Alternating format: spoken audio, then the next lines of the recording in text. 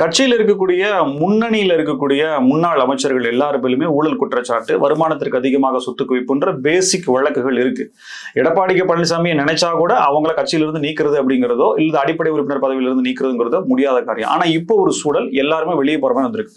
கட்சியை ஃபுல்லா ரீகன்ஸ்ட்ரக்ட் பண்றதுக்கான வாய்ப்பா எடுத்துக்கலாமா? மிதுன் பழனிசாமி வர்றாருங்கிறது ஒரு நெகட்டிவா இருந்தா கூட கட்சியை ரீகன்ஸ்ட்ரக்ட் பண்றதுக்கான முதல் வாய்ப்பா எடுத்துக்கலாம். சார் நீங்க என்ன வேணா பண்ணலாம், ஆனால் அது மக்கள் கிட்ட உங்களுக்கு ஓட்டு போடுறதுக்காக என்ன காரணத்தை கொண்டு வருமா?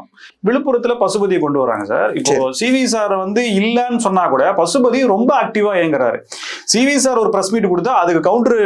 சார் இது எல்லாம் மக்கள்கிட்ட ஓட்டு வருமா? விழுப்புரம் தொகுதியில் போன முறை சிவி சண்முகம் தோற்றுட்டு இந்த முறை மயிலத்தில் மாறினதுனால 3000 ஓட்டுல ஜெயிச்சிருக்காரு. பட் இந்த முறையும் திமுக தான் அங்க ஜெயிச்சிருக்கு.